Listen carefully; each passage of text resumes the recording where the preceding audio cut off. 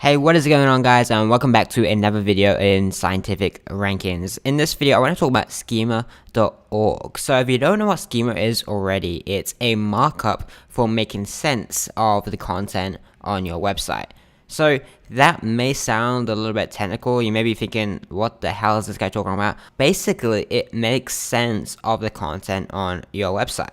So for example, now Google can understand, and any other site that reads Schema can understand like who the author of your website is. You can actually tell it who the author is. It's not just text on the website. It literally understands who the author of that website, who the author of that page, that article is. You can also understand what your products are, what your opening hours are, and so on. See, in the past, Google could read this content. They could see that this content's on the page, but they didn't understand what that content was. They could see that on the page it had this text about who the author was and the opening hours and stuff, but they didn't know it was the opening hours. They just read it as text. With Schema, it very easily allows them to make sense of this data, so they know that there's the open hours, there's the author of the site, and all this sort of content. You basically mark it all up so you know what it is. It's basically what it is. Schema allows Google and many other sites to understand the content.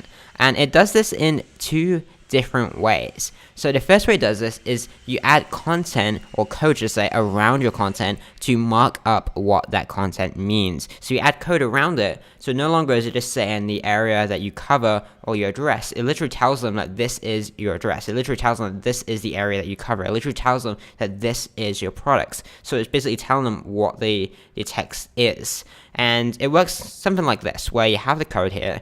And yes, if you don't know code, this may seem a little bit technical, but what you're actually looking at here is the text on your site would say Massachusetts, and the stuff around it, it has the area served, and it says the state, and then it also says the name of that state, and then it has the name Massachusetts. So the code around it, yes, it may seem a little bit technical to look at it, but it's basically just making sense of that text. It's basically telling them that it's just the name of a state that they cover. So the next way is a little bit easier, and it's using something called JSON LD. So I have no idea if I'm saying this correctly. I'm not a developer, a coder, but let me show you what this means. So basically, this is where you mark up everything in one piece of code, and then all you do is you paste it into the head section of your website. Super simple. So the code may look something like this, and again, this probably looks even easier to read than the last code also. So basically, you can see here it has like context, schema, type, person, name, John Doe. So what this would be is if you're marking up this is owned by like a person, like a personal website or something like that, and it says like the person here has the job title of the person, the affiliation, an additional name, so like a nickname here says Johnny, the URL, it has their address and stuff like that. So basically you make sense of the data on your website, but you do this really easily. You just put it all in the head of the website without marking it up around. So there's no code or anything like that. Well, there is code, but it's just one simple piece of code that you paste in the head of the website rather than editing your website code to really implement the JSON code. So this is what I recommend doing because it is so much easier to do. If you don't know anything about coding, it's much easier. Even if you do know stuff about coding, I know how to code the JavaScript to implement this, but it's just not fun. So the JSON LD way is way better, and you can use a schema generator, a JSON LD schema generator that basically does everything for you and makes this super simple. So you can see the link below this video, and you can see it in the presentation at the minute. I put it at the bottom for my reference, and what it will look like with this tool, and I'm sure there's many other tools that do stuff like this, but when you go onto it, it's going to look something like this, which is just a form. Now, what you do is you fill out all this information. So if you're ranking a local site, a local business site, you select local business, then you select the local business type, like accounting services. You fill in their name, the URL, their logo, which would be a image, so the URL to the image, another image related to your business, description, address, all that sort of information. You fill all of it in there, and then it automatically generates the code for you that you paste into the WordPress head of your site. If you don't know how to do that, Google it. It's not that complicated. Most themes should make this super easy for you. Now, I want to highlight something here that you can see it circled here. It says same as. And same as allows you to basically mark your other profiles that you own. So you can insert there your Twitter URL, your Facebook URL, your Yelp URL. And what this basically does is, I'm not guaranteeing this is going to happen as a result of this, But when you search like a big brand name, or you search a big authority person's name, like a big famous person's name, it's going to come up below on the right hand side with their biography and stuff first, and next is going to come up with their Twitter profile, their Facebook profile, their YouTube profile, Instagram, LinkedIn, and so on and so forth.